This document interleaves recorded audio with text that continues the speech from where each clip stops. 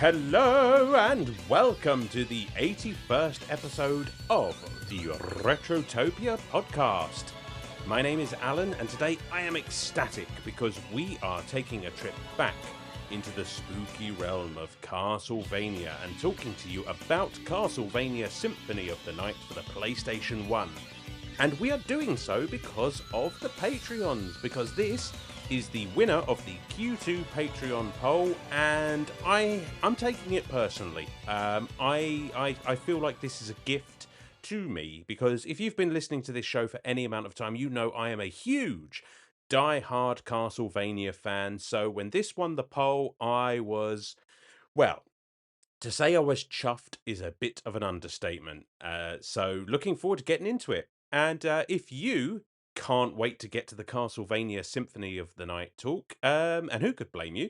Just go ahead and skip ahead about 20 minutes or so, and you'll get into the game chat. But I encourage you to stick around. We've got some things to discuss. Let me talk to you, as LA Knight would say. Socials, we have them. You should look at them. You can find all of them at linktree/retrotopia. That's linktr.ee/retrotopia. Find your social media platform of choice and like, comment, subscribe, share, get the word of mouth going, tell a friend about us. Let's get some more people in on this party. You can also find our new merchandise. That's right. At TeePublic. I think you can find the link on Linktree, but between Brian and Sam, they've come up with some fantastic Retrotopia designs that you can have decked out on t-shirts, hoodies, I think, mugs, all sorts. Go and check it out and get some of that Retrotopia drip, which is, I think, what the kids are saying these days. You can also find our Patreon, of course, which you can join for free and do things like vote in polls, like the one that caused this episode to come into existence. You can also get our extra shows, our I should know these by now. Our quick plays, that's the ticket. Our quick play mini reviews, little 20-minute slice of single host game reviewage there, which is always delightful.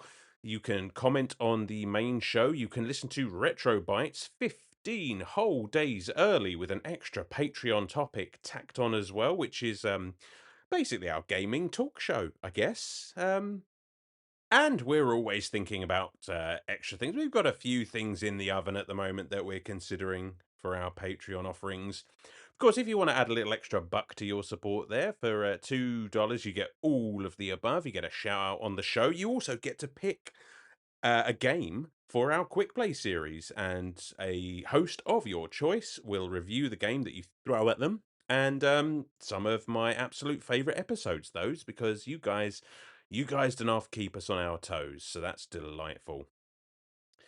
And being Patreons, of course, you get to comment on the episode in a little section that we like to call the 9-bit banter box, because, like Castlevania's library, it's culturally elegant.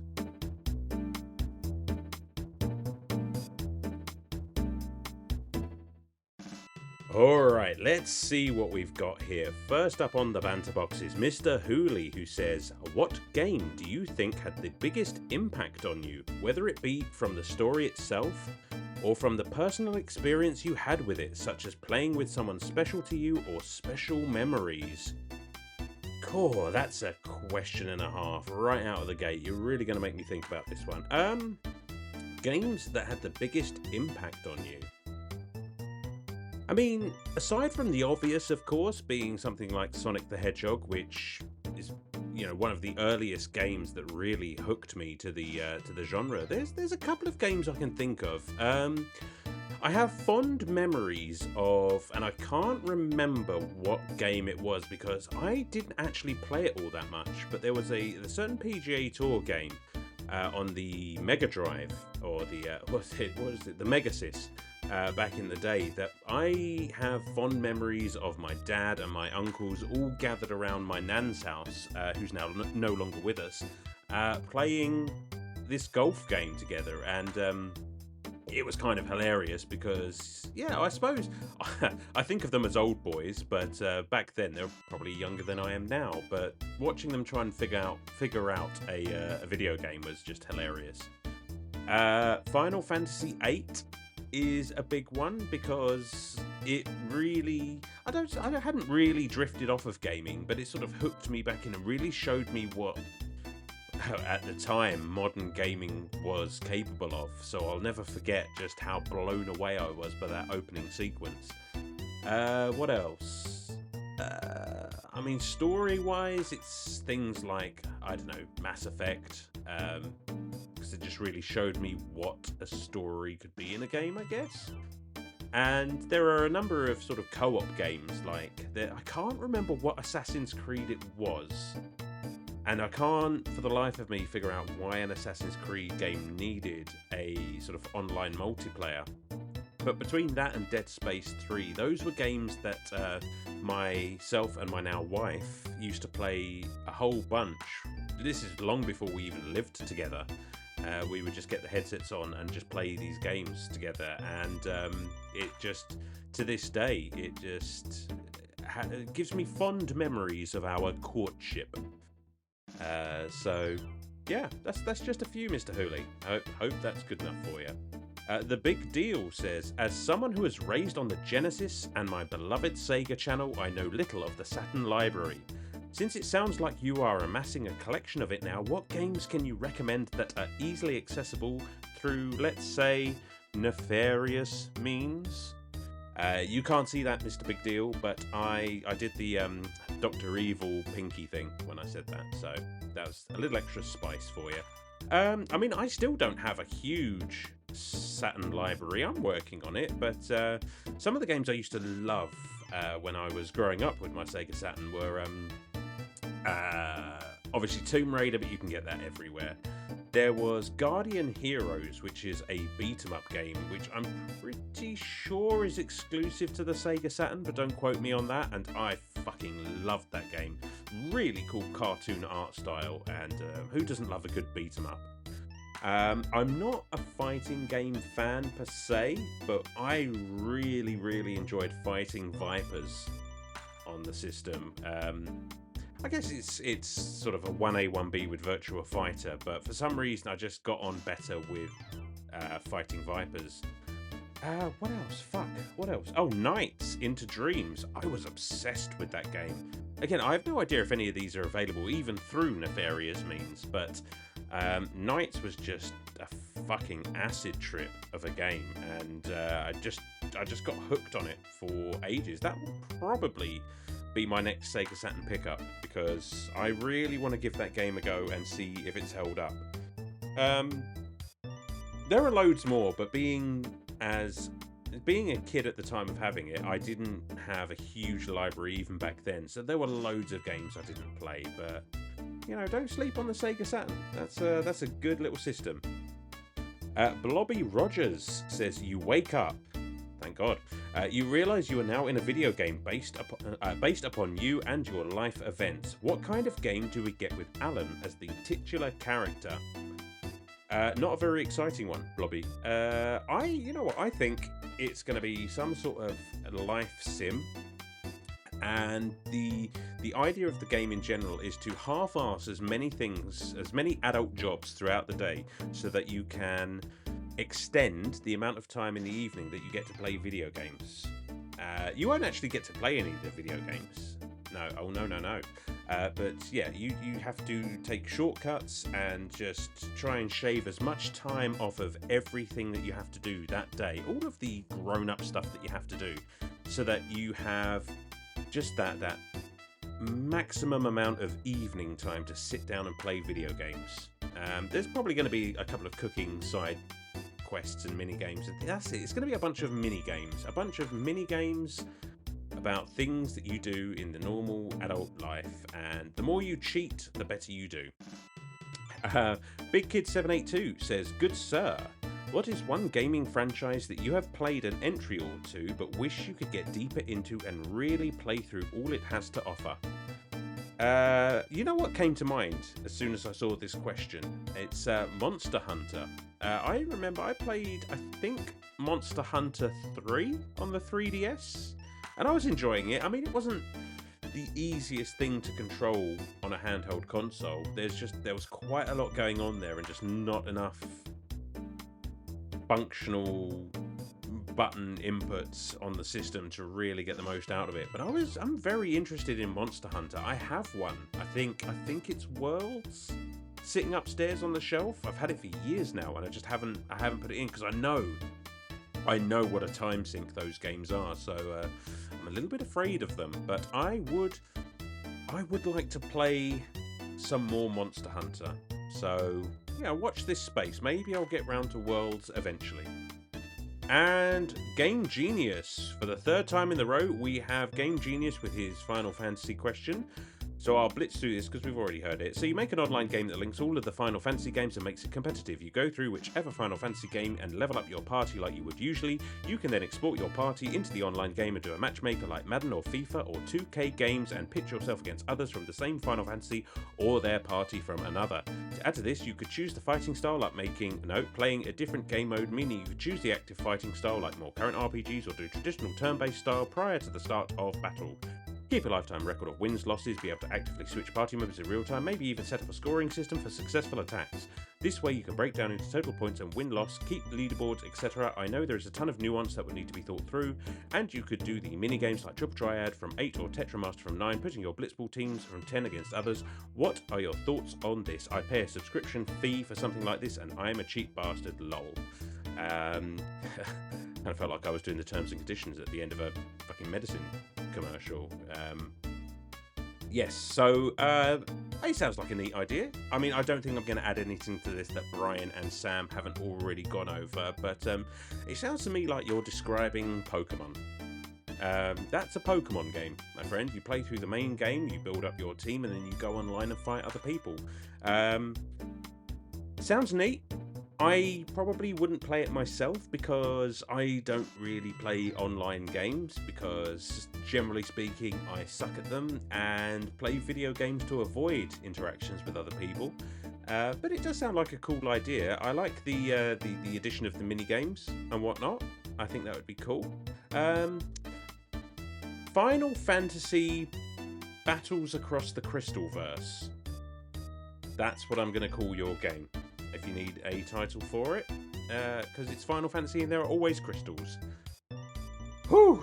Okay, thanks everyone for your questions, your comments, as usual. Keep them coming, we love reading them. And so what have I been up to? What have I been playing? Well, I just finished Professor Layton and the Curious Village earlier on today. That was a lot of fun. That may or may not be an episode going forward, so I'll reserve judgment on that until then. I'm playing still dabbling with Silent Hill 2, but I don't have full access to that TV at the moment because the wife is still on Assassin's Creed Shadows. What else have I been playing? It feels like one of those sessions where I'm sort of waiting to play a lot of games, but not actually playing much at the moment. There is a game that I'm playing at the moment, which I think we're keeping under wraps for now.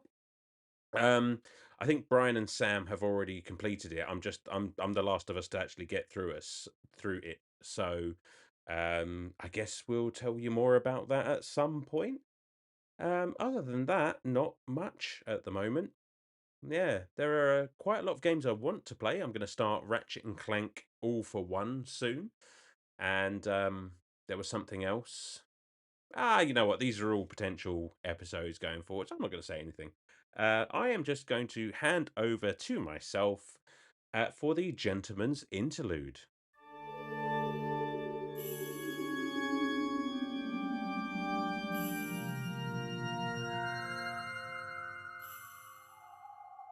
Castlevania Symphony of the Night. A tale spun in digital shadow and forged in pixelated moonlight. Hear now, noble audience, of a game born from the minds of Konami, under the ever-watchful eye of the legendary Koji Igarashi, his name whispered in reverence across the haunted halls of gaming lore. The year was 1997, March 20th in the east, where the cherry blossoms fall like crimson tears upon the earth, and later on the 2nd of October in North America, where gamers welcomed a new dawn of darkness on the Sony PlayStation. A masterpiece emerged from Konami Computer Entertainment Tokyo, an opus that defied convention, transforming the very essence of the action platforming genre. No longer did the Belmont clan stand center stage. Nay, in a twist most bold, players took the role of Alucard, the Dampier son of Count Dracula himself. A brooding, tragic figure, clad in silver locks and cursed with eternal purpose. He rises from centuries of slumber to confront the evil within the castle of his father, a fortress of shifting walls and secret paths. Dracula's castle, alive with menace and echoing with mournful organ chords. This was no linear crusade. Symphony dared to dance with exploration, weaving a tapestry of RPG elements into its gothic action. As Alucard traverses the sprawling labyrinth, he collects relics, unlocks new powers, and transforms into wolf, bat, or mist, each form revealing fresh secrets within the castle's cursed stone. Its soundtrack, its divine soundtrack, composed by Michiru Yamane, it was a symphony indeed, a blend of classical rock and haunting electronica that stirred the soul and quickened the pulse. Yet, let us not forget what was at stake. The game launched in a time when 3D reigned supreme and 2D was thought a relic of the past. But Symphony of the Night defied the tide. Though sales at first were but a whisper, the game grew to become a cult legend, a pillar of what we now know as the Metroidvania genre. So remember, brave soul, as you wander the darkened halls of memory. This was not merely a game, it was a requiem, a rebellion, a gothic opera etched into the blood of video game history.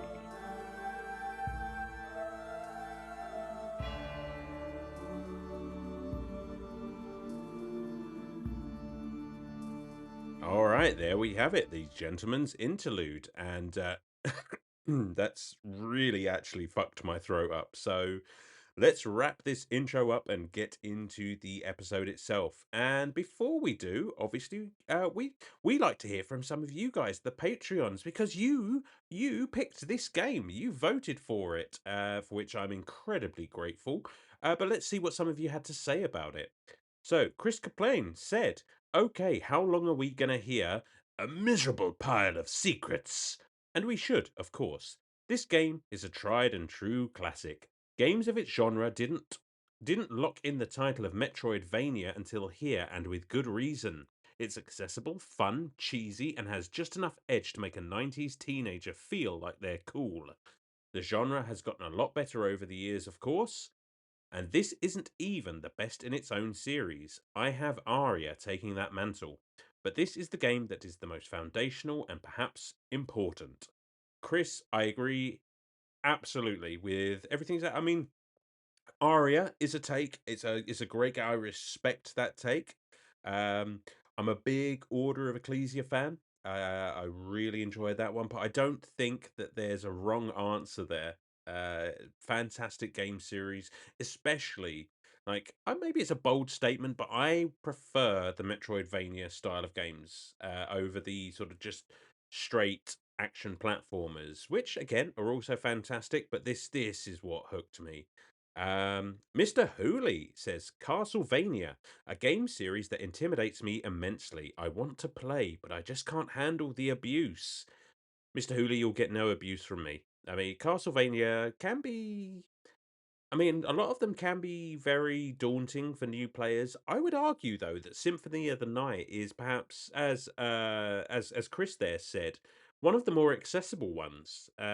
Especially with the leveling system and the RPG elements. It is very possible to get quite overpowered, and I would call this probably one of the easier Castlevania games if I had to call it anything. Wild Card. I just played this game for the first time a few months ago, and I can't believe I waited so long to play this gem. This would be a perfect game, in my opinion, if it weren't for the clunky menus in this game. Sorry about that, Wildcard. Kind of butchered your comment there, but yes, agreed. This is a game that I play and complete every couple of years or so, and it is a fucking gem and a half. So you already know what I think of the game. Spoilers. Blobby Rogers. This is a game I didn't get at release but wanted to pick it up a few years later. There were no copies to be found anywhere until I went into a Blaine's Farm and Fleet. There it was, with an inch of dust on it and discounted to $20. Fuck. Just a weird place to sell video games. This game definitely brought back the love and memories I've held for almost every entry in the Castlevania series. That is a loaded almost, and I would love to know the story there. I don't know what a Blaine's Farm and Fleet is, but $20 for Castlevania Symphony of the Night makes me feel a little bit ill because I own it for the PlayStation, and it was definitely not £20, dollars, or otherwise. Um, really wish I'd picked it up back in the day. Um, Oh boy, here we go. I This is a name and a half. Daddy's Secret Little Chubby. Ugh, well, it's not a secret anymore. It's all over the internet now, Chubby. This may be my favorite game, hands down. I play through it at least once a year and have bought it several times. Let's hope the boys love it too. I hope they love it as well, Chubby. Um, I made no secret of my feelings about it, but we've yet to record the episode. That will be happening very, very shortly, so I need to get a move on. Um, I hope they love it too. And Game Genius finally has this to say. This game was introduced to me way back when I was like 11 or 12 when my uncle moved in with us and brought along his PS1. Up until then, I've been a Nintendo boy. Well, he brought this and Legacy of Kain Blood Omen, nice Paul, which both became lifelong faves of mine, and Dead or Alive with the bouncing boobs mechanic, which for a preteen was the tits. Hell, my cat's name is Alucard. Symphony of the Night, with its leveling up capability, the transformation spells, the seemingly endless items, weapons, armors, and vast secrets you get while uncovering the map, along with a soundtrack that kicks all the arse, the 2D characters with fantastic depth in the back and foreground, while others were all jumping ship to terrible 3D games, made this game unforgettable. The inverted castle took the same map, flipped it on its head to add complexity and challenge, added new enemies, and made the game so much more difficult. Also, depending on what you do, there are 4 different endings to this game, which gives this masterpiece immense replay value. I come back to this game at least once a year, and my bro and I spent endless hours destroying this game. Soulsteel and Gascloud are GOAT. I love that y'all played and reviewed this. Oh, genius. I'll be honest with you. I can't guarantee we're going to read comments that long every single time, but that was practically a podcast all in itself. But I love the passion and I agree with the passion. And you love that we played and reviewed this. Well, we haven't reviewed it yet, so let's fucking get on with it. So let's put on our best capes. Don't forget to check the walls for secrets and see if we can't find Brian somewhere in this goddamn castle. As we three take a look at Castlevania Symphony of the Night, released for the PlayStation 1 on the 20th of March 1997. Guys, thanks so much for writing in, thanks so much for interacting with us, and hope you enjoy the episode.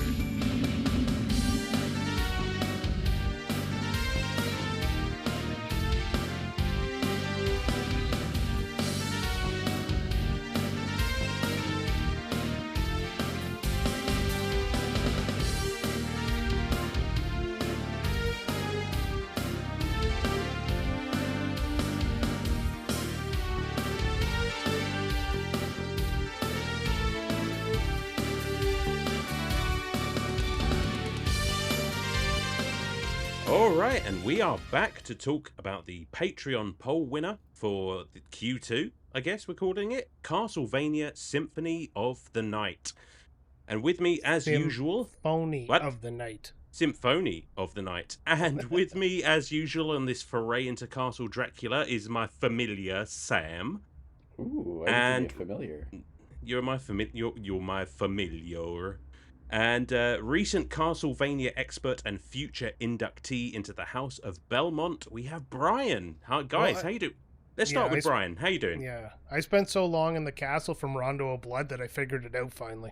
You know it inside and out, don't you? By now, you've been living there for. Can you believe me of all people who famously is not a Castlevania fan, actually finished a Castlevania game? I'm so proud of you. And I didn't, because I accidentally deleted my file somehow. I was like, what the fuck? But okay, I couldn't sleep last night, and I actually went back downstairs and played, and almost got myself back to where I was 2 days ago when I deleted my file. Oh shit! That's going. I burned through. I was like, well, it happened, and I was not as mad as I thought I was gonna be, and I said, you know what? Let's run it back. And I just started it right over again. That's bold, because deleting your save file is usually cause for just putting the game down indefinitely. So just quietly walking away. I would have just I would have not been here today if I deleted my save file. Exactly. Yeah. I love that you stuck with it. And I had to use a lot of walkthroughs, and I had to hit a certain point where I was able to actually not die every 5 steps. Reasonable. It does have a rough. After I got cooking, I can say it does have a rough. I don't know if you would want to call it a learning curve or just a steep climb at the beginning, because even I guess I do have a unique perspective as having played most of the game and then immediately playing most of the game again right away. Yeah. You really notice the difference. I was like, what the fuck? I can't kill a simple skeleton in one hit. What's going on here? But yeah, it's true you really measure notice of the your difference. Progress is how often you kill that same enemy you pass 40 times, or how many hits less it takes. I mean, there's that one hallway on the way to the clock room or the outer tower there, and there's these green enemies with a lady on the tail. Yep. And that was my measure. At first it took me 8 hits to kill them, and then as I progressed through the game, it took me 6 hits, then 4 hits, and it was 2 hits, and I was just like, yeah, I'm fucking cooking now. And that, I think, is the beauty of the Metroidvania style, coined, I think, with this game in mind, and the RPG elements that this game has. Because, when you start off this game, you are nobody. But I think one of the strengths is that the longer you play it and the more lost you get, the more likely you are to level up. And that's when you start to see the rewards come in. But, we talked about this yesterday to ourselves a little bit, and I told you I'd explain my thoughts about what makes this game stand apart from the rest of the Castlevanias I've played, and it is the progression. When I was playing Rondo of Blood, one of my biggest frustrations is every time I made forward progression and died, I'd come back with nothing except for the basic-ass whip. This game, at least when I died, I was still making forward progression. Yes, I got bumped back to the last save point, but I didn't lose everything.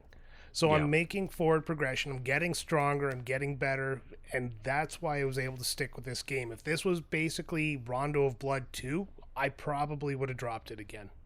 Yeah, that's fair. Because there are two distinct styles of Castlevania. There's the kind of linear action platformer that the early games in the series are, and then starting with Symphony of the Night, we start to get this more Symphony. We start to get this RPG, this Metroidvania, and I love Castlevania as a whole, but gun to my head, I have to say I do prefer this style of Castlevania game, and maybe that'll upset some of the purists. But so Brian, this is your first time playing Castlevania Symphony of the Night, yes? Yes, absolutely, first time. I never would have touched it if it wasn't for the poll winner.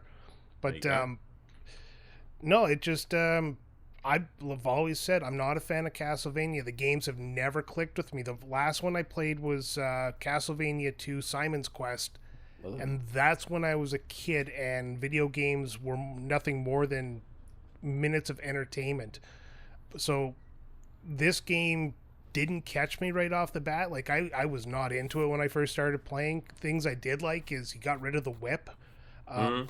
I'm not a fan of the whip, believe it or not. Oh, I like the And whip. I was kind of yeah, the disappointed there leveling was no whip. yeah, the leveling up system was something that kept me engaged because yeah, even though it was hard to go a certain direction, I would come back a little bit later and it'd be less hard.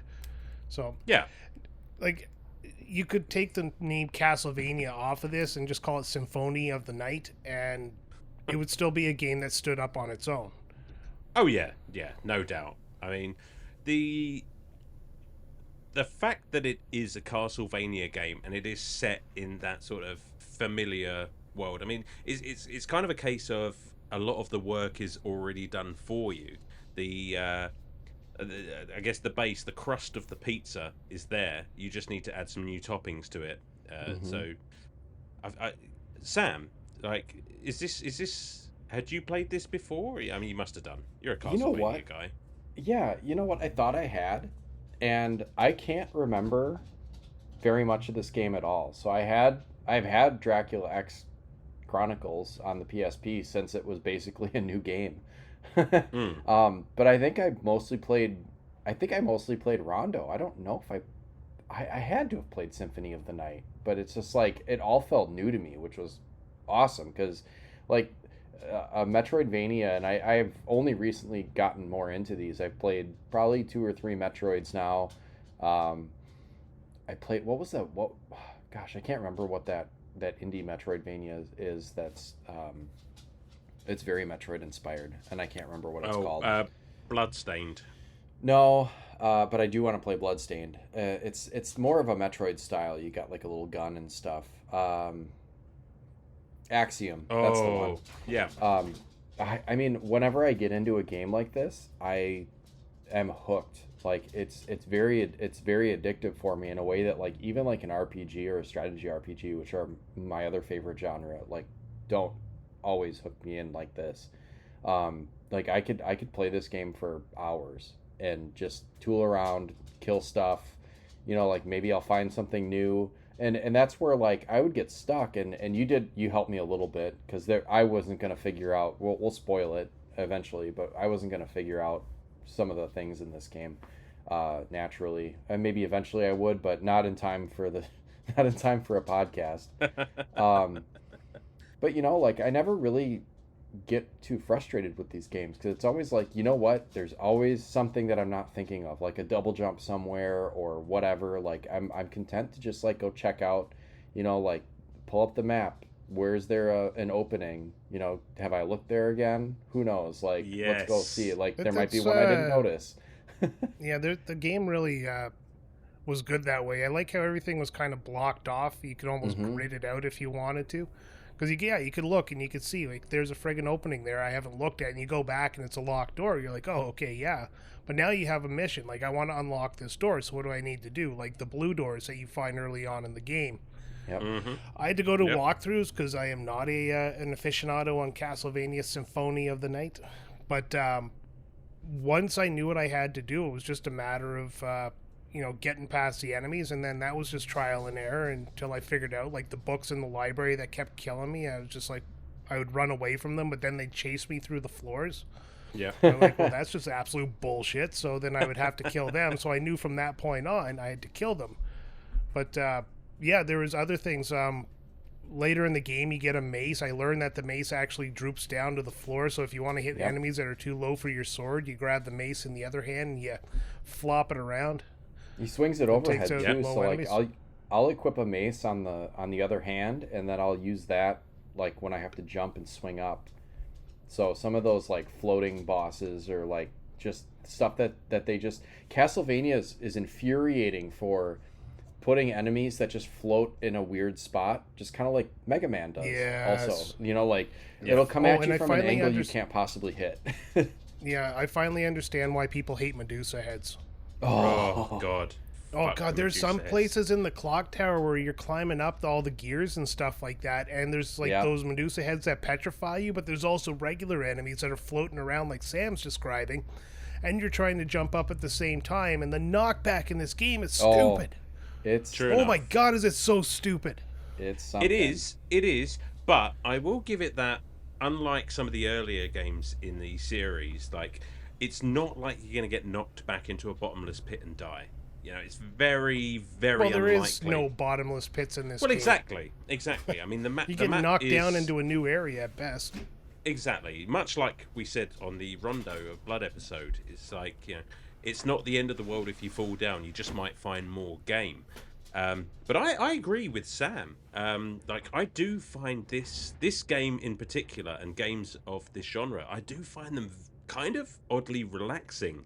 It's just like, you Mm-hmm. know what, I'm just gonna pick a part of the map and I'm just gonna go over there and see what I can find. And if you know there's nothing there that I can do, I know full well that there's there's going to be something I can get later on in the game that's going to allow me to come back here and get through that door or go through that grate or what have you.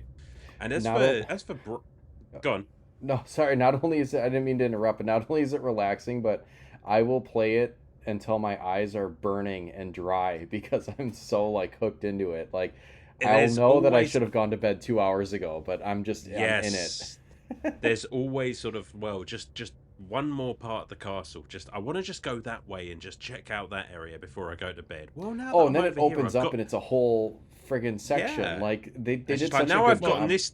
Now I've gotten this new thing. Yeah. Well, let's just see what I can do with this. Yeah, yeah. Yesterday I played the game from 8 a.m. until about 3:30 p.m. when my kid got home from school. It, Yeah, but Fun ass day. you're not a I Castlevania guy. No, not at no, all. no, not at all. But no, it just everything was clicking. Like you guys said, I found something I wanted to see what it did, and I wasn't having a bad time because I was making progress. I died a few times, absolutely, but again, not a lot of loss. And actually that's something I really want to praise this game for is the amount of save spots you have. Yeah. Mm-hmm. You are not lacking in save spots. If you end up losing more than I'd say a half hour to an hour of progression, it's because you're not using your save points. Yeah, It's I'll even Yeah. go on you back. because you're running across them like every 10 steps. As soon as I Sure. beat a Yeah. boss, I'll check, like, okay, is it easy to get to a save point from here? I'm going to run back and grab it quick. And it heals you, which is awesome. Absolutely. there, Heals you there is right one spot. up. You know the upper left of the original castle, the long stairway where it has those dragon Mhm. heads and then the knights that can Yep. only go diagonally, apparently. Yep.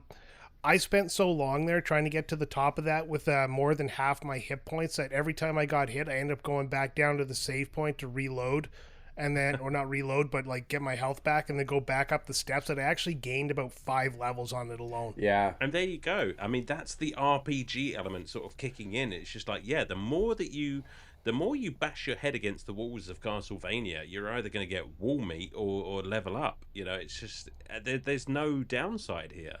And it was great once you get to the, speaking of leveling up, like, we'll call it the second part of the game. Once you get into the second part of the game for now. I was leveling up constantly. It was just like, like, yeah, Oh you had yeah, to work yeah. a little harder to kill those enemies, but it's like there is definitely a spike, but Mm-hmm. they dole out the experience points for you to be able to catch up.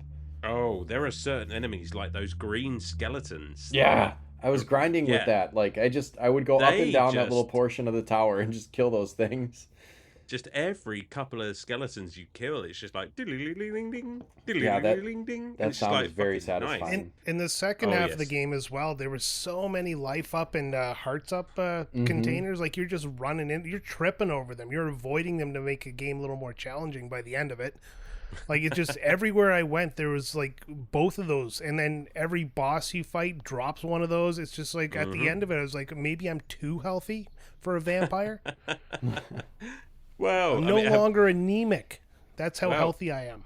I mean, technically, and I never know how to say this word, but that's a good place to talk about a little bit about story because technically, Alucard is what's called a Dhampir or a Dampire or what have you. He's the half human, half vampire son Oh, of nice. Dracula, and Mhm. I mean, let's talk a little bit about Alucard because, like, I mean, the A story la is carte. a la carte. A la The carte. story is what it is. The castle is back. Somebody, this dark wizard Shaft is trying to bring back Dracula. Alucard, Shaft. Yeah. Shaft. Uh, Alucard is like he's hopped out of his tomb and decided, no, no, no, no, no, this ain't happening. And there you go. There's your story. Um, Do you know but what I Alec, found really neat about this game, and something that I think a lot of games that are kind of building a series like this is technically a sequel to Rondo of Blood, and that's yes, because you start out the game as Richter, like a Yeah. fully titsed out Richter who fights Dracula, and that's how the game starts. And I thought that was actually a really neat way to introduce the game, even I'm though, so glad you brought that up yeah, because like, I had even breezed right past that. But yes, yes, hard agree. Even down to the boss battle looks the same with the two forms of Dracula. He's got that true form that looks fucking badass. That like Yep. demon. Oh, it's so cool. And it's a like they set it up so that it's kind of like the opposite of that first encounter in Mega Man X where you get fucking worked over. It's Mm-hmm. almost like yeah, like you're probably not going to be that good, but they set it up just perfectly so that like you will win even if you're bad. yeah, Like even if you can't Oh yeah, if it takes you a minute to figure it out, like Maria will run in and save you and or heal I you. whatever. Like just Yep. I yeah. love how much plot armor Maria has in this game. Oh Yeah, god, she's got so don't much. even. It's like the who's the that lady that follows you around in Silent Hill too. Uh Uh, Laura. whatever. The Fuck. the lady that's like just she's just everywhere. And it's like are you not seeing all this fucking crazy shit that's going on? Like how did I'll you tell Well, get you where my she here? is. She's my always in my fucking way. Is where she is. Yeah, no my favorite kidding. part of Maria was when you had to open like do this puzzle around the big clock, and it opens up this Hmm. whole area of the game, and it's like, man, I just friggin' unlocked this after running back and forth in the castle for half an hour. And you go down, she's just standing in the secret room. It's like, huh, I've been here for a while. Here's this item you need. It's Yeah, I've just just I been have hanging done. out down here, flicking the bean in the clock here. It's like, I what? have Where have done you been? everything. I have done everything that this game has had to offer just to get the opportunity to get down to it. And you're just like, oh yeah, I mean, Maria could have fucking soloed this entire game. Like, Yeah, what are like you at the doing? end, she's like, why don't you fight Dracula Alucard? Because I'm not going to do it because I got Richter. And it's like, Yeah, you bitch. Yeah. You colossal bitch. Pick up a whip and fucking do your part. She uses yeah, her or just animal friends. yeah, throw birds at people or something. Fuck. I Yeah, actually right? really liked playing as Maria in Rondo of Blood. I don't know if you could in the original, but in that Dracula X version of Rondo of Blood, she throws those doves, and she's actually pretty fucking good. Yeah, yeah. I side note, I've been just recently watching Castlevania Nocturne on Netflix. Like, Hmm. have either of you guys ever watched the Castlevanias on I Netflix? watched the first few episodes. It like really kind of follows the So plot good. of it is kind of a prequel to Symphony of the Night, isn't it? I mean that's Well, Nocturne, yeah, kind of. Like, I'm not entirely sure where it's set in the canon, but Maria's a fucking badass in it. yeah. Like, she Because is like she's a beast. I hope this isn't too much of a spoiler, and I don't know if we're gonna. I mean, I'm sure we'll spoil the game. We'll warn you, but there's a point where uh, Alucard gets into like a nightmare and sees like how they killed his mother, and it's like, oh, Hmm. this Yeah, looks yeah. exactly like that Netflix series though. Like I really got vibes of that first episode. Oh yeah, God, I love that fucking series. Like, if I may, like the Nocturne is great, and I'm enjoying it so far. But that first Netflix series with Trevor Belmont and what, it's just it's fucking perfect. Hmm. Everyone, if you're listening to this and you have even a passing interest in Castlevania, like watch that series. It's so good. I do need to get back into it. It was good. I just haven't had time to go back to it. One other thing is I'll say because you did mention before that Alucard is a half vampire, half human hybrid son of Dracula. Um, Yeah. my my kids, bless them, were indulged me and let me play a little bit while we were all kind of just sitting on the couch, and they actually kind of got into it. They were like, Hmm. "Oh, go over here and like." my youngest was laughing at like some of the creature designs because I was fighting that boss where like those like naked guys are falling off that ball of corpses or whatever. She Yeah, thought that was she's yeah. like, I can see their butts. So anyways, they were asking questions about Alucard, and they're like, oh, is he, who is he? And I was like, oh, he's like a vampire. And they're like, oh, is he Dracula's son? And I was like, what? Perfect. From the mouths of babes. Like, like, of course, yes, actually he is. I was like, I couldn't believe they like picked up on that right away. They're like, oh, he Absolutely. must be Dracula's son. Well, I mean, and like, for fuck's sake, what kind of cunt is Dracula to name his son his own name backwards? Oh my god, I What? didn't even notice that. Hold on. No, it's not. It's not backwards. It's an anagram or is that No, no. amalgam? Go and have a look at it. Hold on. Dracula. Oh no, yeah, it is no, Dracula backwards. Hey, that works really well. Hold on. Yeah, right. You didn't even notice. Well, that's the second play on names that have blown my mind today. There you go. Is. Yep. Wow, that's perfect. Oh, that's blowing my mind. It's like it's like Diagon Alley all over again.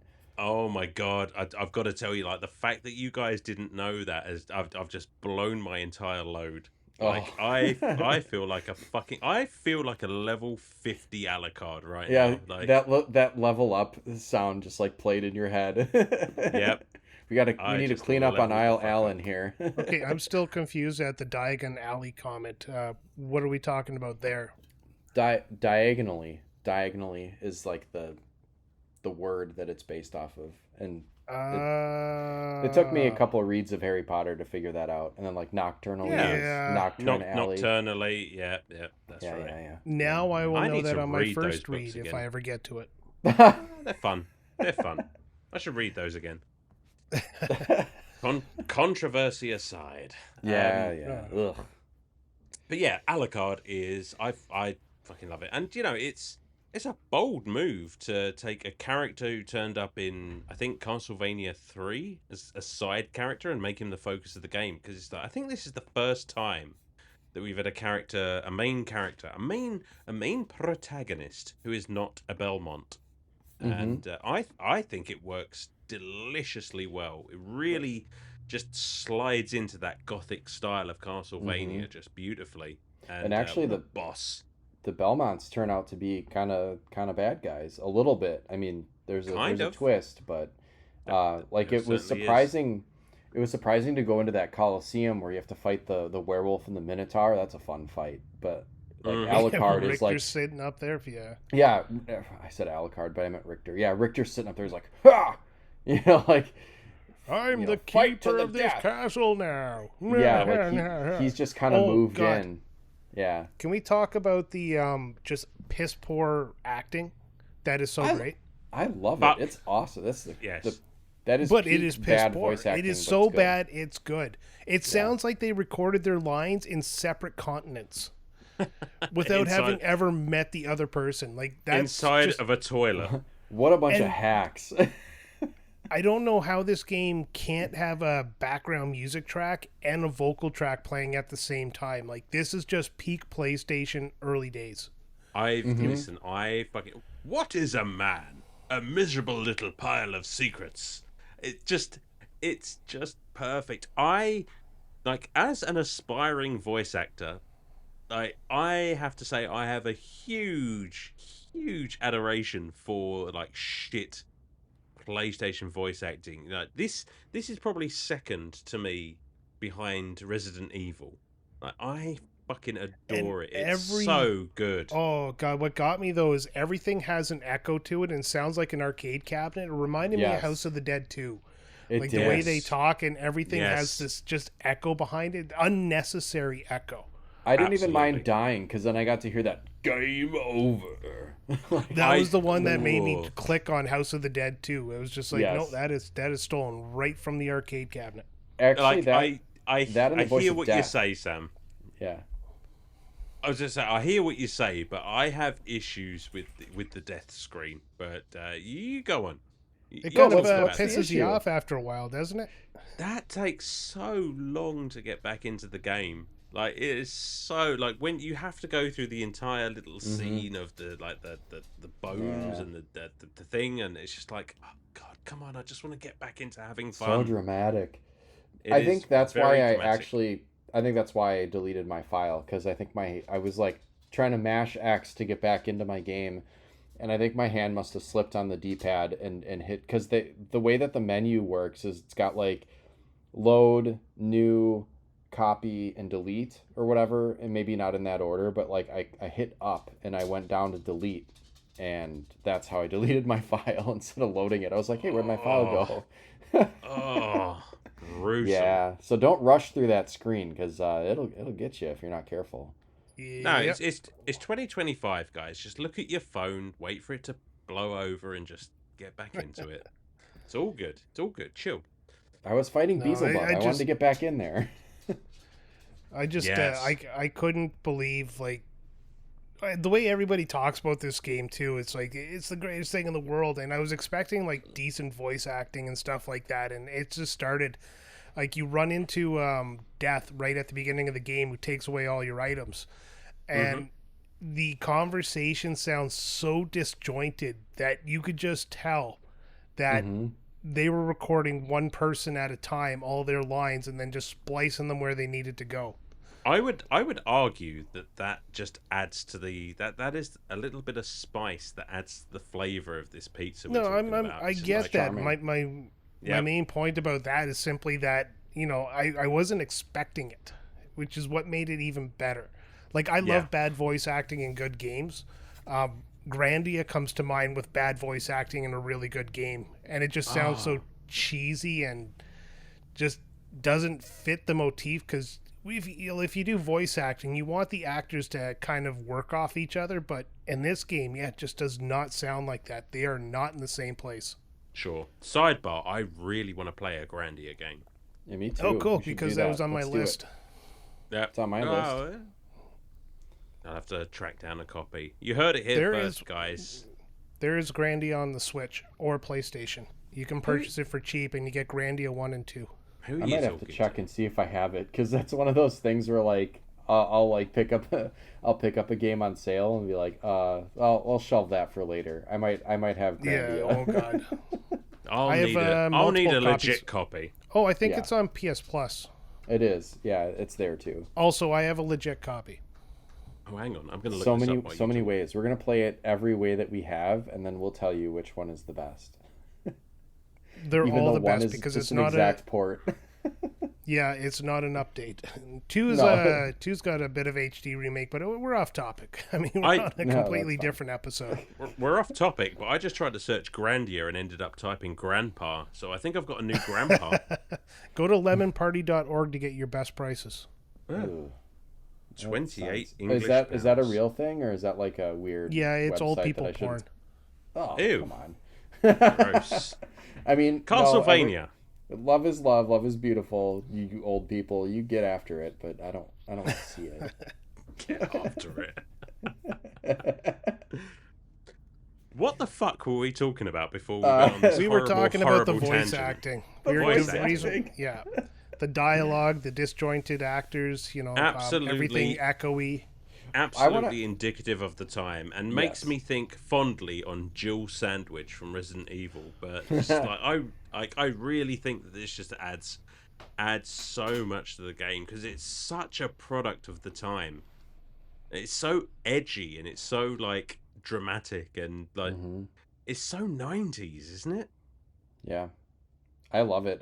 This is not a game like if you were to show me, sight unseen. Let's say I'd never played this game and I wasn't aware of it, and you showed me a screenshot. I would say like, oh yeah, it's probably like a Sega or a SNES game. It's just kind of interesting that like the PS1 went for this kind of gorgeous style. Like, don't get me wrong. I mean, there's some like 3D kind of polygonal elements to some things like the save or like the clock tower in the background, like certain elements of it, but a lot of it is like that kind of flat, you know, sprite based, and it just looks so good. The sprites are so interesting and colorful. Well, It's Yes. so they're good. very animated. I mean, the Yeah. way they actually animated everything, besides the fact that, God, you ever watch the Flash movie, like the one with that douchebag guy that was out recently there, and when he's running, he looks so stupid, like because he looks like he's trying to act as a guy who doesn't know how to run running. Well, that's Alucard at the beginning of the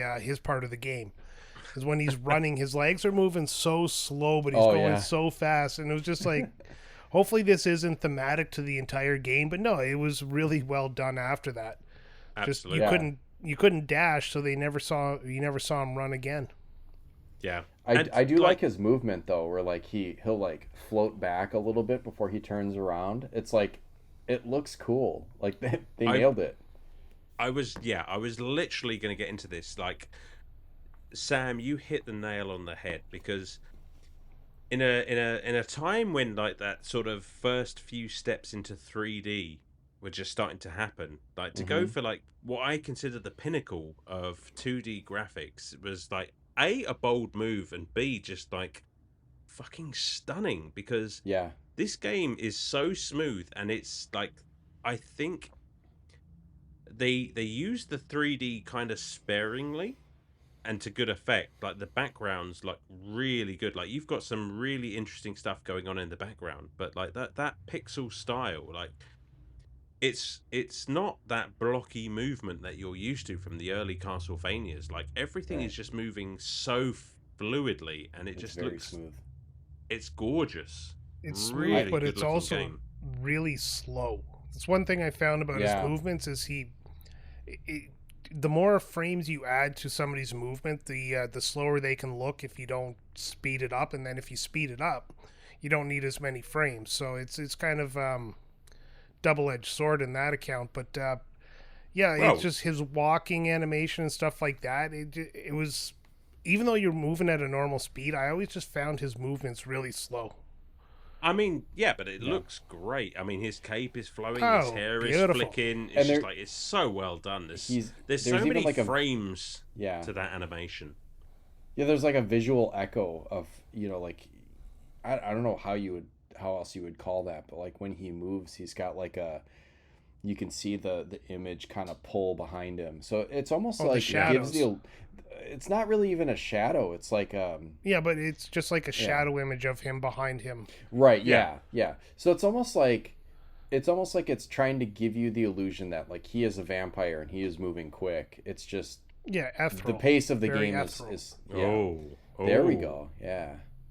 What was your oh, favorite? What was your Brian. guys' favorite part of the castle? Because I've got a couple that I really enjoyed. There is this part before I went into the castle where I didn't turn the game on yet. That was my favorite part. Oh, Oh my shut god. your mouth. Oh, You come on. fucking You loved it. like this game. Okay, you loved know it. what? You know what Listen, I liked about this game, and I think this is probably the best feature of the game. I'm pretty sure everybody will agree with me, anyways.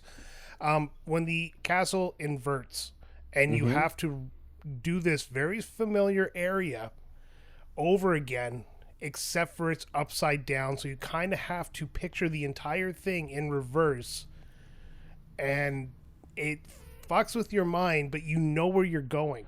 yeah. Kind It's of in Yes. a way, but I it's still got lost. Oh, I got lost plenty of times. It was like trying to discover a whole new world. But again, I end up in areas, and of course, like the long stairs. They're up Mm-hmm. on the ceiling there, and now I'm jumping down these platforms. It's It's uh, just so like, oh, I know this part of the game, but it just yeah, looks entirely different. And and it's like, yeah, you had to go to the catacombs at the bottom or in the top in the inverted castle. And I'm just like, I know where I want to go. I want to look for something there because I know there's going to be something where I found the spike armor. So I want to Mm-hmm. go back there. And instead of falling, you're climbing. And it's just, yeah, it took me longer than I like to admit to figure that one out because I couldn't wrap my brain around the backwardsness of it all. Yeah, and you know what I let's was. for You know what I was. go on. Oh, sorry. Well, you know what I was thinking about, like, because I was thinking of like Diddy Kong Racing or like Mario Mirror courses. Like, I can deal with Mirror. Mirror is just flipping it from left to right, right to left. Like, upside down fucks with me. Like, that's where I found it challenging. Like, even though it was a familiar place, it was completely turned on its head, and that's more challenging to me than I think flipping it reverse. Well, that's fair. But can we just appreciate for one moment just No. what? No, yes, you fucking will, or I'll come over there. I'll come over there, Brian. Let's appreciate for one moment just how complex that is to design not only a castle that works the one way, but Yeah, also works just as well when you flip it over. I mean, I think that's some astounding game design. it really is. I You would think think it. it Yeah, would break the game, but they put just enough in to just allow you to reverse both. No, what's really neat about this is how special the inverted castle is, because you can finish the game without ever setting foot in the inverted castle. Oh, sure. Yeah, So absolutely. people, like, how many people played this game, beat Richter, and were like, yeah, fucking game over, brah, and then never played this again, and then all of a sudden the inverted castle comes out, and it just opens a whole new game, because you're essentially starting from scratch. It's like a new game plus almost. Yeah, Mhm. absolutely. You have And your stuff, but it's a new map. Because you can kill Richter and roll credits, which is what I did the first time.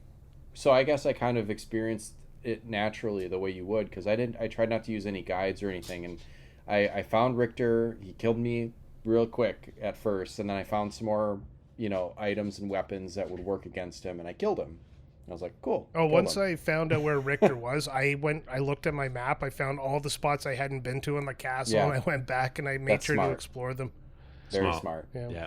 90% But- of this game is just finding everything, and in Yeah. your course of your journey, you level up high enough to actually beat bosses.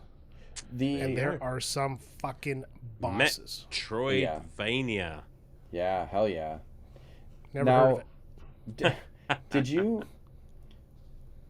Okay, so finding the items that I guess we're getting, like, if you haven't played this game, we're getting into some spoiler territory, but I think it might be pretty well known now. It's kind of like the what is it, the Sixth Sense of video games, where it's like the twist that everyone, it's like a famous twist With the twist. Mhm. Yeah. Yeah.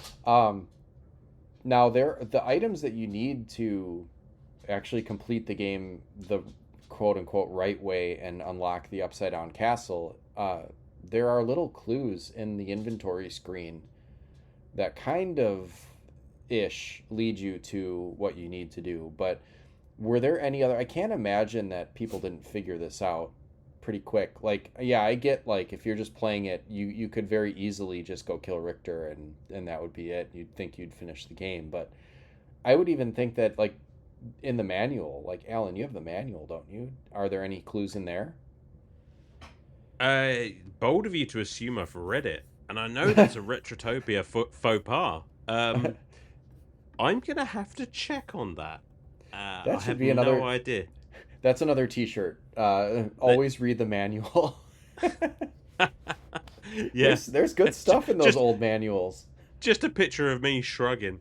Yeah. Right, Sam, thank you so much for putting me on the spot there, buddy. I have no fucking idea.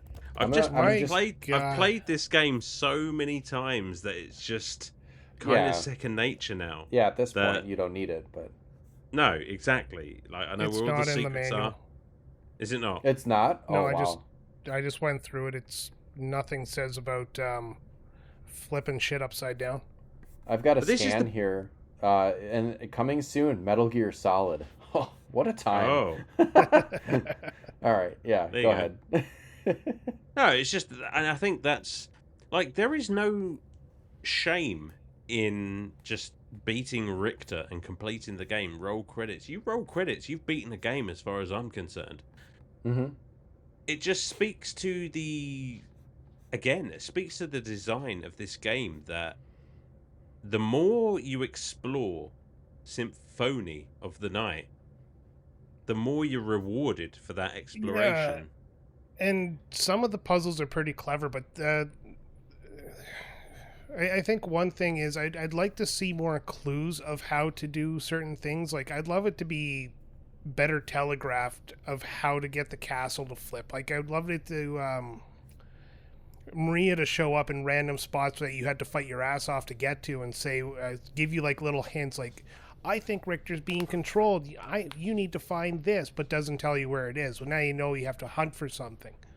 I'll debate that, in so much as when you do find Maria down in the place where she should not be, she basically says Richter's being Well, controlled, Yeah. but that's and then after you gives you the find that. glass. Yeah, and then gives you the But glasses that you need to but see what's controlling him.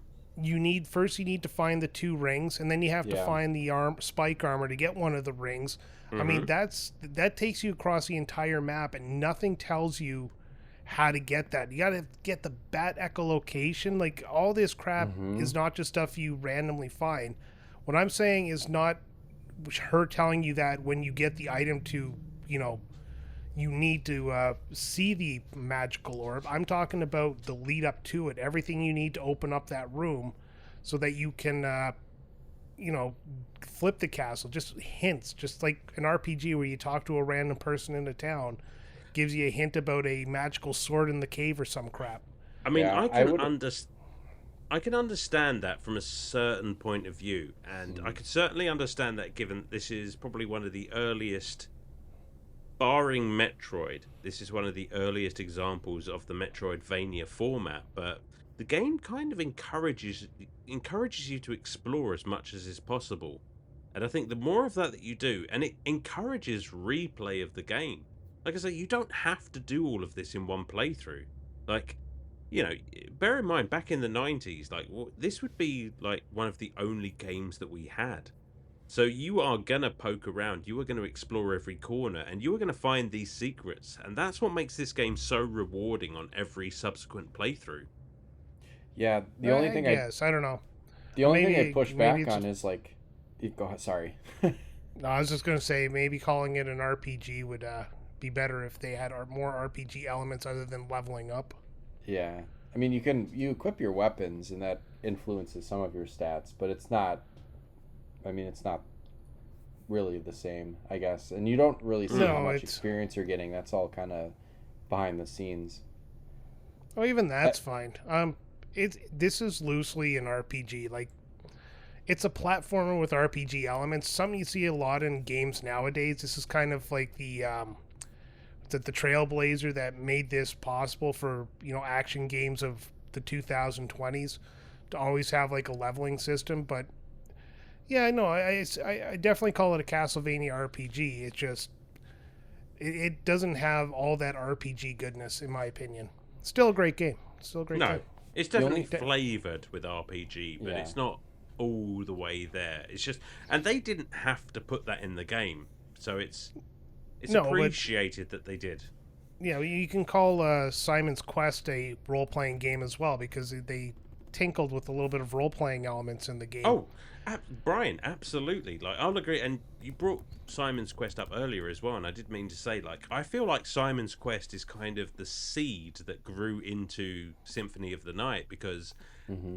they took a chance with Simon's Quest and tried to do something a little bit different, just to kind of add those RPG, those exploration elements into the game. And I mean, I love Castlevania 2, don't get me wrong, but you know, for many it didn't land, but it's See what? nice that they sort of didn't just kind of bin the whole idea altogether. Yeah, but in Simon's Quest, you can talk to people, can you not? Yeah, I think Yeah, so so. that's where the game has a little more RPG esque elements to it. It's like Link 2 or Zelda Legend of Zelda 2. You can talk to people. They give you hints about finding stuff that would otherwise be endless exploration. Absolutely, Where like my point the falls, very yeah, useful I am error. yeah, my where my point falls flat though, and as I continue to talk, is this game, it really is encouraging you, like you said, to explore by giving you the map as you unlock it and showing you that there are rooms here and there that you haven't seen yet. Like, if you couldn't progress further on the map, it's not going to have a white border to denote that it is ended. It's going to show Mm-hmm. open, so you know you can go further. So yeah, I don't know. It's a confusing thing. I don't know how I feel about it. I like it It's in fair. one aspect. Other aspects, I think they kind of fell flat. I That's don't know. I reasonable. don't know. I just That's reasonable. Where's alls Sam I gone? know, alls I know is I found the holy symbol and I could swim. The Shit, I holy didn't find that. symbol. I really need to find it. The holy symbol that allows you to swim is a fucking snorkel. I love that. Like there is an element of tongue in cheek to this game that I just find hilarious. It's like find the holy symbol that'll let you swim. It's a snorkel. Okay, like good job, guys. Because up until that point, you basically burn at the touch of water. So Yeah, it's just they knew that they were making some amount of cheese here, and they just gave us the crackers to go with it. I did go into the water a little bit, but I made sure that I had like 300 hit points, and I just pulled a Final Fantasy 4 on it. Instead I of just casting float, I just let myself get burned. Like same thing here. I just make sure that I have a ton of hit points, and I just get in there. That's what I did at first, and then yeah, after that Yeah. I found the holy symbol, and then Jesus be with me, I was able to get into water. I there you I go. need to find that because there is definitely like I know that even in the regular castle there's plenty that I didn't find. Even though like if you were to pull the map up, you can see that I've very thoroughly explored the entire castle, and it's like nope, there's probably still stuff in there that I would never find. And I had one more point about the rings. Um, Hmm. it's funny that you mentioned like, well, it's kind of telegraphed, but it's kind of not. Like by the time I figured out what I needed to do with them, they had been sitting in my inventory for quite a while. I was like, Oh "Oh, I got to sure. do something with those." And the funny thing is like you're finding fucking rings all over the place. It's kind of a bait and switch because it's like there's a topaz, there's a garnet, there's like all these different rings that don't do anything except for you can sell them to the shopkeeper. So it's like to me, like if I pick up a gold ring, I'm like, okay, it's another ring. Who gives a shit? You know, See, like it every doesn't do time I anything. found something I didn't know what it did, I would actually go look at it in my inventory, and I noticed that the gold ring had a two pieces of a puzzle, like two words of a puzzle, and then Mm-hmm. the dot dot dot in between them. There Yeah, And the you I go. inventory knew description it is had something to important. do. And of course, the one I had, I don't remember if it was the gold or the silver, but it said clock on it. So I immediately knew it related to that. And Right. yes, but that's See? the kind of crap I'm telling. Like I'm saying, it gave me a hint of what I needed to do. Well, there you go, and that gives you the hint that will lead you to the extra like half of this game. It's Yeah, that and right there. We've got two completely different playing styles. Like Sam's just like, I'm just picking shit up and having a good time, and Brian, the RPG guy, is just like, well, I'm going to check the stats on this thing. I'm going to see like what it does. I'm going to read everything, and the is game it a is kind of finger ring? Is it a it, cock ring? What type of absolutely. Yeah. ring is this? Listen, wherever you decide to put it, every ring is a cock ring if your cock is small enough. Um, Excellent. Speaking of small things, do you want to talk about some of the bosses like Galamoth, oh God, the yeah. giant, most powerful boss in the entire game, even more powerful than the final boss? Go ahead. I fucking hate him. Ah, Enough said. Oh my god, this gigantic ass monster with only weak point being in his head. You have to have a specific staff, which I can't remember the name of, and I can't remember if it was the a la carte shield you use just to kind of defend yourself. But if you can get this staff, he's not that hard. He has 12,000 hit points, and if you don't hit him in the head, you're doing maybe 20 to 40 hit points of damage on his shins. And he has attacks that can fuck you up unless you have the right ring. That's why you got to read your what the rings do. So you get a ring that protects you from lightning, and then you're pretty much GTG by, and you can attack him. I had the ring, and I was able to avoid a lot of his attacks, but I just chomped away at his goddamn ankle for about an hour to kill him I'm going because to it be was honest hard with to get you. up to his head. I'm going to be honest with you. Like, I have a lot of respect for you for like beating that boss fight because I'll be honest. Like at this point in my Symphony of the Night history, like, I get the shield rod from the first castle. I get the Alucard shield from the second castle as quickly as humanly possible, and after that, the game is a But cakewalk. that's the other thing is you can get the Alucard stuff from the first castle. I don't know Ala why it was strewn about. A la carte. a la carte tea. So Oh, the sorry. a la carte stuff is like the fake a la carte armor. In the second castle, you get Oh. yeah. Now, what the shield rod does, and this is as good a time as any to talk about this. What the shield rod does is bring out the secondary power in any shield that it's paired with. Now, if you have the Alucard shield paired with the shield rod, if you press both shield and attack button at the same time, it will bring out the power of the Alucard shield, which is basically to do attacks for 68, I think, odd seconds at the strength of 255 strength. So you basically just hold up your shield and walk into the enemy, and it will just consistently do that amount of damage every second to the boss Yes. until they're dead. And that's basically what I do now. Like, I have played the game legit, but now I'm just like, fuck it. Like, I like being overpowered. Mm-hmm. Come at me. Oh, that's the best part about the game. As soon as I was able to fucking kill things without, struggling, the game became more fun for me because now I could focus on exploring instead of trying to stay alive. Yeah, exactly. Then you run into Galamoth and he kills you twice, and then you finally just figure it out with a little bit of online research and some luck. By the time I get to Galamoth, I've got that combo, and he's done in literally like 5 seconds. No, it took me about an hour. That's why I have all the respect for you. I was talking to you guys. I was actually pausing to take breaks to talk to you guys on Discord because it was taking so long. And I was actually going to, like, I thought he was invincible. I was going to quit, and then I looked up how many hit points he had, and it was like 12,000. I'm like, but I'm doing like fucking 100 every time I attack him. That's 120 cycles of me attacking him and then avoiding his attacks. He is a beast. At least you were able to avoid it and just kind of get into a rhythm. Otherwise, it's like, oh no, there was no rhythm. 90% of this game, I used the bat transformation in order to get away from danger. Bat? Bat? Yeah, fuck. That was the other thing is when you get the bat transformation and you're like exploring and you don't want to fight all the enemies through a tunnel, you just bat your way through the roof or the ceiling. Yeah. And you just go I had to along do the that ceiling in the upside down a lot.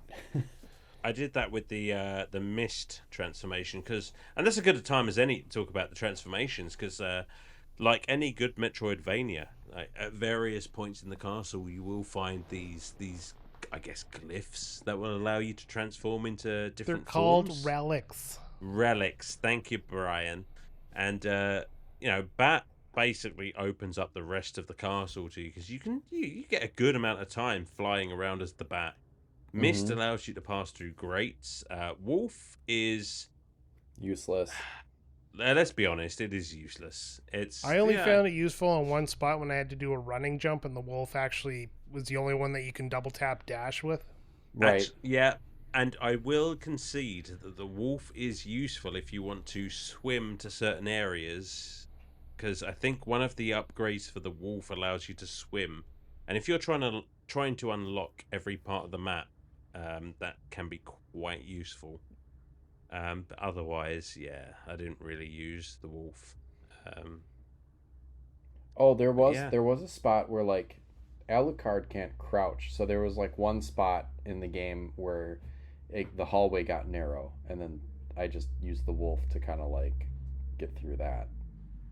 But I also had the bat and the mist, so I could have used either of those. So like the wolf is pretty useless.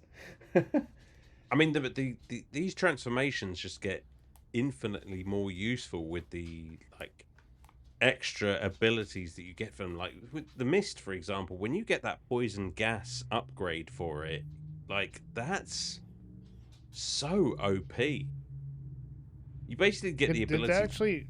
Did that hurt enemies? Yeah, big time. I got it, but I never actually used it to try to hurt anybody. Oh my god, like, there are entire sections where there were enemies that's just like, I cannot be fucked to fight you, but if I just turn into this, like, fart cloud and just choke. Yeah, that's exactly what it is. You just turn into a giant cloud of fart and just choke these cunts out, and it's like, it's brilliant.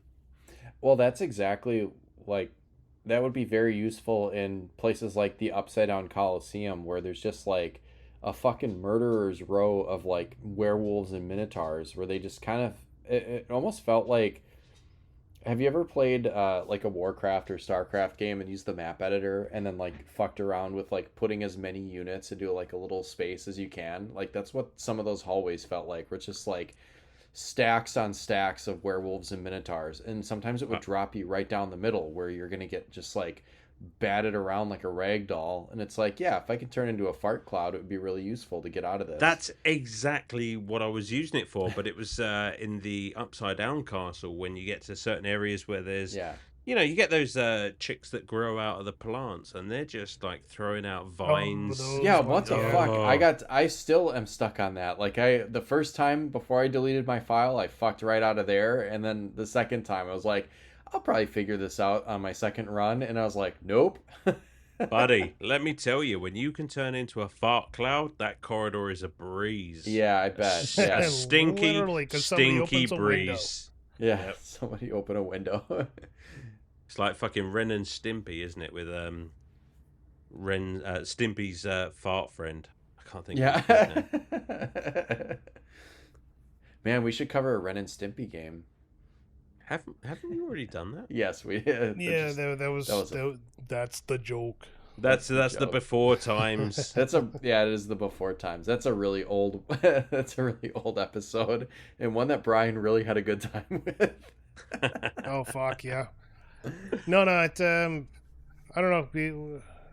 Anything else we should talk about on this before we wrap up? Oh The god, there's so music. much. Music, familiars. Let's. Okay, what's talk- the deal with the familiars? I figured out on my second kind of playthrough, and I got out one of them to just kind of follow me around. It was the fairy, and it did jack shit. Like, do these familiars Brian? do anything? Brian, weigh in. Yeah. So I thought the same thing, and I was talking to Alan about this, and as I was talking, the fairy went and showed me a secret that like a wall I could crush. Oh shit! Okay. Yeah. So I don't know if they all do that, because later on in No. the game I was using the demon, and there Okay. was a button that had to be pushed, and the demon went up to it. It's like, this hasn't been pushed yet, and then he pushed it, and it opened up a path. Well, shit. Yeah, I so- should get out the familiar. I got just kind of irritated with it, just floating around doing jack all that. I just put It it does away. nothing. The fairy does attack, but they attack so infrequently that they're not useful. Yeah, Now that's the- kind of what I was expecting. The familiars are an interesting relic that you can pick up at various points in the game, and you got the fairy, the demon, the sword. There's a Sprite. ghost. There's one I'm forgetting. A ghost. Bat, ghost, fairy, demon, sword, sprite. So they all kind of have their own like little quirks. So they will attack, and they do level up the more that you use them. But Brian, you actually, because I never used the fairy, so you were the one who revealed that the fairy actually lets you know where there are secret passages Well, to extra I'm sort of an areas. expert on the game now that I've played it. You are Brian Belmont, yeah, granted. The demon will open up paths for you by pressing the buttons. The sword is the one that I generally use because it just basically swings around and attacks things, and just that's really Yeah, fucking that's the one cool. that looked like it would be the most useful in a pinch. Oh, absolutely! Like it will really get stuck in. So, yeah, just a really nice little touch. I mean, you can use them if you want to. You don't have to, but like they do add. I like that they went the extra mile in adding all of these kind of secondary abilities to these things. It's just like if you know what you're doing with them, they can be really fucking useful. Mm-hmm. Okay, so I'm reading the wiki here. The fairy uses medicines on Alucard whenever necessary. She's the only method of using a hammer of life, or using a hammer or a life apple. Oh, okay. Senses hidden rooms in normal castles. She does nothing in the reverse castle, maybe, which is why you never found it. Gives hints in the dark room at the catacombs. If Alucard stays unmoved for a while, she will sit on his shoulder and take a rest. Giggity. Taking a That's rest, giggity. Let's just know, where is your like association there? I added the giggity. Brian's got a shoulder fetish. Oh, baby, yeah. Love You know a when good a shoulder. woman's walking around and that bra strap falls down, I'm done. Right there. Just on the ground, just like the whole jizz in my pants video. Oh yeah. Well, Patreons, you voted for this shit. Well played. But yeah, a nice little touch. The fuck else have we got to talk about? I mean, there are a lot of things, like there are so many different armors and weapons and things like that, but we're not really going to get into the weeds on that, I don't think. No, it's No. it's more fun to let people explore the game. Sure. Yeah. Now that sure. you know the story, you don't need to worry about that anymore. You can go find the stuff. Yeah. absolutely. I I mean, we took kind of like touched on. Should we talk about the quote unquote spoilers of the game? I think we've kind of touched on a lot of spoilers already, yeah, but I let's think we go already ahead. kind of beat around them a little bit. Hmm. We haven't But talked about just music at all. let's do it. I mean, the music on this game, like, for a Castlevania game that doesn't feature bloody tears or vampire killer, like the soundtrack is really really good. Like, it's kind of like the first couple of, and each part has like its own kind of theme to it, but it doesn't jump out and grab you right away like a vampire killer track would. Mm. Um, but it kind of it grew on me where I was really enjoying the music, and some of it is like, there's a section where there's like some harpsichord playing and um, like just kind of like organ music and stuff like it's like really, I mean, time period specific to like the 1700s when this is supposed to have taken place. But I mean, the music is so good. There's one spot in the Mm. Upside Down Castle where I was playing, and the Lady Beagle was saying like, "Oh, this is really really relaxing music." We were both just kind of like vibing to whatever the calming music in the Upside Down Castle was. I was like, everything is completely fucked around me, but this music is very calming. And Amazing. then, and my favorite one is the clock tower, where it's got that kind of like, I don't know, it's got kind of like a metal tinge to it. It's good. Yeah. I mean, do you know what? It's only now that you say that there's no bloody tears or vampire killer. It's like I didn't actually notice. Mm-hmm. And this game really kind of uses that CD capabilities of the PlayStation to up the game of the music. Now, Yeah. Castlevania up until this point has always had really good music, but like this really sort of opened up that more operatic, that Yeah. more faithful to the instrument kind of theme, and it's just and Well, have you ever taken your copy of the game and put it in a regular CD player to see if you couldn't play the soundtrack? there's only one game I've done that with, and that was Final Fantasy VIII, and it did let me play Eyes on You, which That's that cool. track fucks. That's a I good didn't know that track. I didn't know that you could do that with PlayStation Yeah, games. It's some like games. I think this is one of them that you can do that with because a lot of interesting. them just use regular CD tracks, and then you just basically get the soundtrack with the game. Holy That's kind of shit. my point about the music of this. Is one of the biggest problems is the music never layered over anything. So, like I Mm, said, if Right. somebody had to talk, the music cut off, and they would have their conversation, the music would start again. Or if you hit a point where you're about to hit a boss fight, it would Yes. just music would stop. That's And actually very useful because if I wasn't ready, I'd be hauling my ass back. yeah, but it just shows that like the technology of the age just hadn't got quite there yet. oh yeah, Exploit the absolutely. jank. Like it's But as for exploit the this, jank. yeah, as for the soundtrack itself, you guys are right. It's an absolutely banger of a soundtrack. Like the music is fantastic in this game, It's just up into the actual point good that music. yeah, it's We're just it does. yeah. Even though it's repetitive, it is very repetitive because you are going through a lot of the same areas again for a long time, and every time you switch screens, it kind of like pushing the back button on the CD player, so you restart the track over again. And but it's nothing that makes me go, "This is getting tedious" or "It's getting old." Or Exactly, and Yeah. like I'm so glad you said that because that ties into the point that I wanted to make is that none of this music is like because you are exploring so much of this castle, you are going back and forth, and the music is kind of like it's not so in your face that it's going to be annoying. It's it's kind of chill, it's kind of background, and it's like Hmm. it's not something that you mind hearing over and over again. Like Brian, you fucking nailed it. It's like Yeah. it's part of the ambience rather than being sort of I don't know a feature. I don't know what I'm trying to say, but it's just well, like yeah, some games have that music that either burrows into your brain so you can never forget it, or it's just not setting the mood right, mm, and it just becomes a distraction. This game has the music that fits the theme very well of the game, and it's subtle enough that you're not sitting there focusing on the music when you should be focusing on the game. And 100%. Could I not have said it better. I would considering you have add a lot to explore in this game and things you have to find and puzzles you have to solve, it's good to have music like that that doesn't distract you. No, no. yeah, and to kind of just dovetail off of your exploration, like I was picking up on audio cues as well as video, or like visual cues, not video, visual cues. Like you're in the marble gallery, that because you can see obviously there's marble pillars, but you can also hear the music that plays in that area.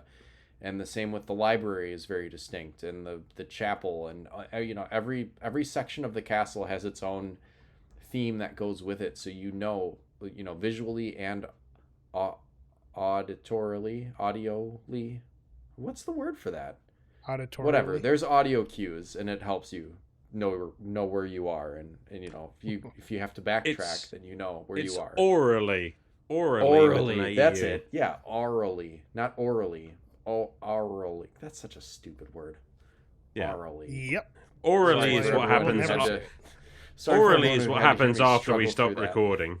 Yeah, orally is what happened when you find the wall meat in the wrong place. Oh. Glory hole. There's a Frankfurter. There's all kinds of weird food too. Like there was one where like I was fighting a boss and I wanted to drop myself some health, and I was like, oh, I've got this one that's called like full breakfast. I was like, that's gonna give me like 100 hit points. It was like 10. I was like, what the fuck? It was a full breakfast. Actually, what caught me about this game is after so many hours of talking about wall meat and stuff like that because of the Castlevania trope, there was like one spot I actually found roast inside of the wall. Yeah, there weren't that many. No, it's the one Castlevania game that you've completed, which goes to show that Brian does better without wall meat. So 10 points off this game for that.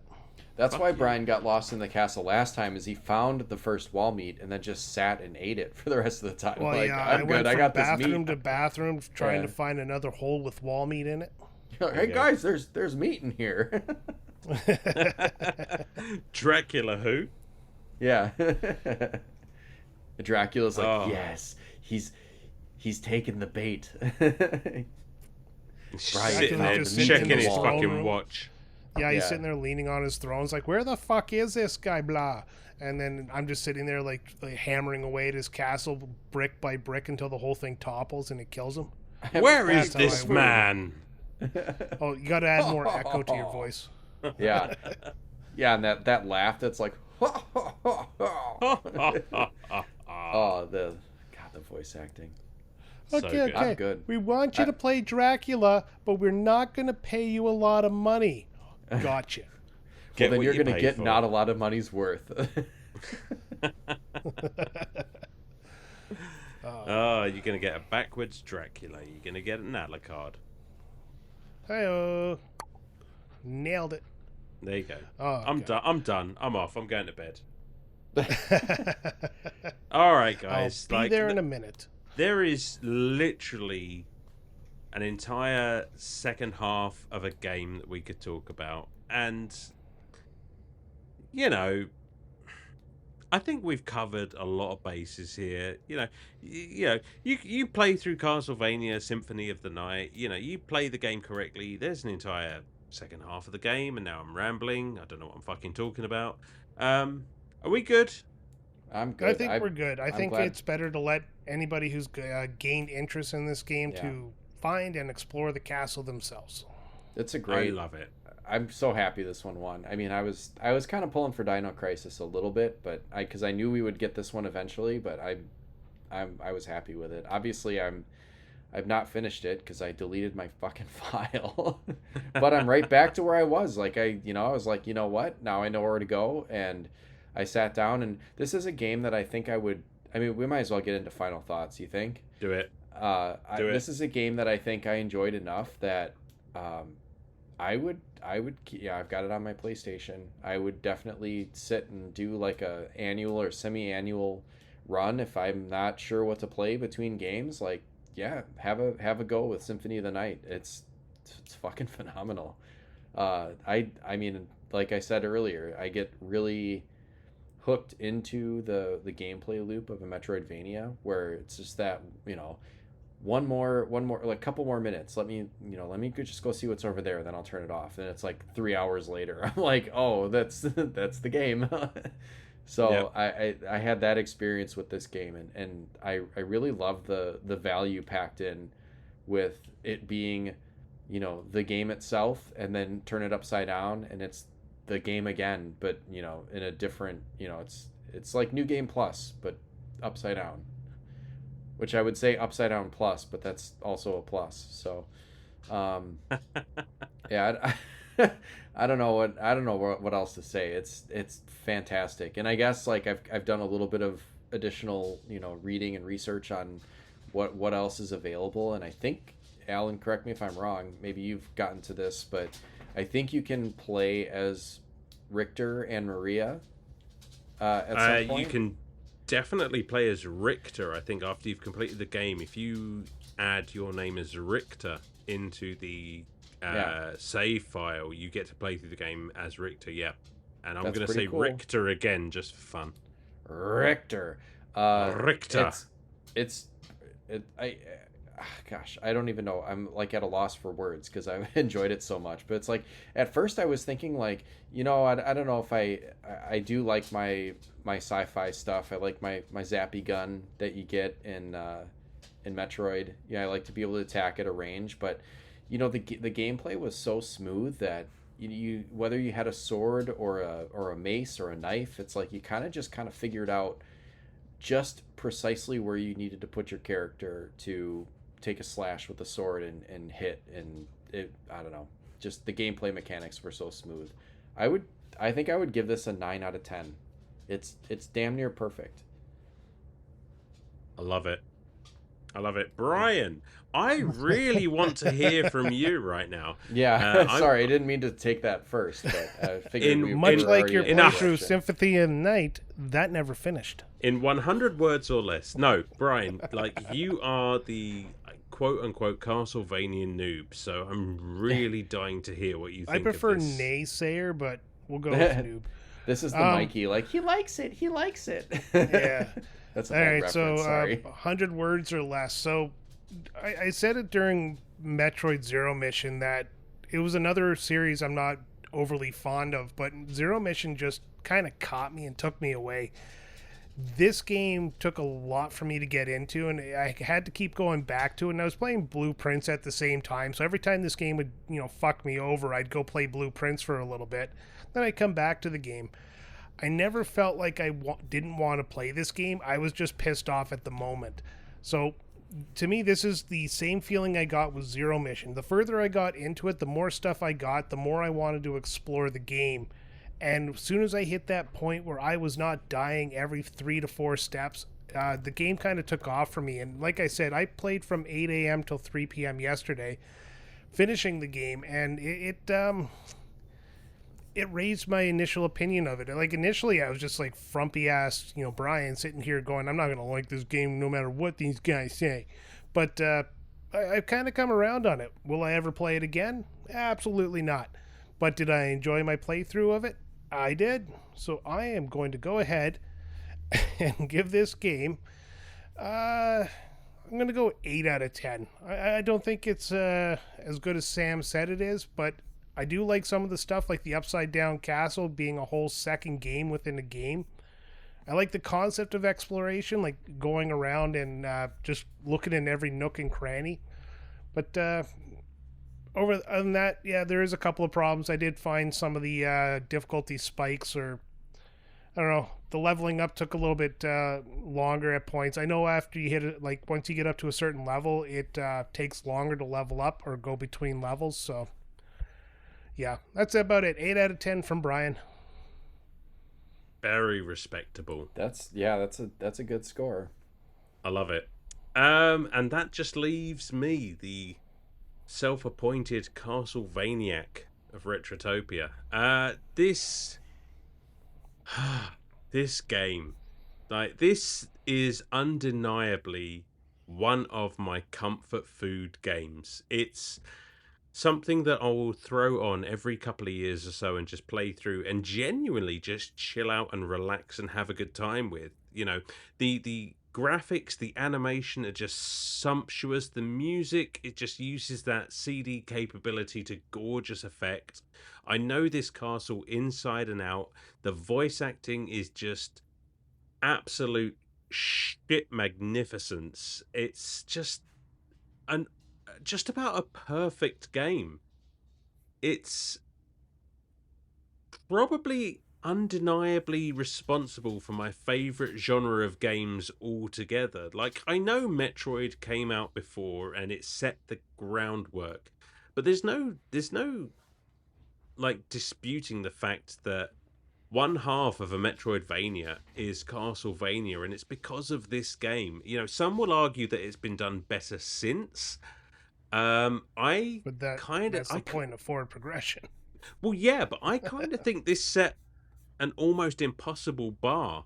So the fact that some games have been done better since just like makes this genre what it is today. It's it's just beautiful. I mean, I'm just gushing now, but I think it's me. It's Alan. You know, I think I have to give it a 9.5. And I'm only taking a point 0.5 off because I do think that game over screen is absolute bullshit, because I'm so eager to get back into the game and it just slows everything down that, you know, that's the only fault that I can find with this game. 9.5, almost absolutely perfect. One of my favorite games of all time. And guys, thank you. Thank you from the bottom of my cold, dead vampire heart that you picked this game for us to play. Hell yeah. What? I mean, which one should I play next? Because I've got the Advanced Collection too. There's I'm like eager to get into the next one. Like, there's literally no bad choice there. I'm trying to think. Circle of the Moon. That's on the Advanced Collection. That's a good place to start because they only get better from there. Yeah, I've got a bunch of them queued up that I can play for sure. And then there's like, you know, PS Plus has the Bloodstained, which is like kind of the spiritual successor, right? Yeah, I've yet to play those, but they look well. I've played all for it. I think Circle of the Moon. I played. That's a very 8-bit style Castlevania like. Very cool. Good stuff. Like this has quickly become one of my favorite genres, and I've only played, you know, I guess maybe I dabbled in this one back in the day, but really only gained a full appreciation for it after really playing, you know, I guess I would consider them the best 3 Metroid games, and then, you know, this and, you know, a couple others, but God, it hooks you. Beautiful. So I guess that's it then. Yeah. I think last time I did this, Brian did the sign off. So Sam, in the interest of fairness, fuck you, buddy.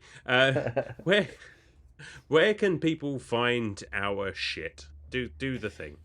Okay, well, you can find us at Linktree. That's the simplest place to go. LANKTR.ee, and it's easier than finding the Upside Down Castle because that's where you can find all of the upgrades. So we got the Patreon, the Discord, all of our social medias, the merch shop. Get a T-shirt, you know, exploit the jank. There you go. Exploit the jank. Yeah, that's it. I mean, that's a one-stop shop for everything, so we don't have to list everything. But what do we got next week, boys? Do we? I never know. I always think I know, and then I don't because I don't write anything down or pay attention. We have discussed this, and we as have I said in my last email. Yeah, we have as per my last email. As per my last, yeah. We have a couple of games on the board right now. You guys are going to do Fire Emblem because you both started playing that. Sure. That could be coming up next week. We also have Professor Layton on the back burner, which Alan is playing, so I might do that with him unless Sam can jump in there quick. Oh, I finished it. I can get him. Oh, did you? Yep. Oh man, I'm really behind. Finished it today. All right, then. Well, congrats, looks buddy. like we'll have an episode of Professor Layton in the Curious Village coming up soon. And, of course, we've all agreed to play a game that Alan said he didn't have time for, but started, cried, and got into. We're going to be doing The Last of Us either next week or the week after. There you go. There you go. That's a big reveal. The big reveal. I know. this is a game I know somebody in our community absolutely loves, and the person who got me to play it, and he'll finally get to hear my full thoughts on it. Awesome. If he still listens, Of course he does. Nobody Everybody leaves listens. Retrotopia. The gates are closed once you're in. Guys, first of all, thanks once again, to all the Patreons who voted for Castlevania Symphony of the Night. Thanks to all the Patreons who didn't vote for Castlevania Symphony of the Night. We love all of you equally. But this was a lot of fun. Brian, Sam, it's been a pleasure, as always. Yeah, absolutely. And just want the Patreons to know we love some of you more equally than others. I love it. Brian, you got anything? No, this is it. This is everything I got. You've heard my thoughts on Symphony of the Night. I never thought I'd finish it, and I'm going to watch hockey tonight. Go Leafs.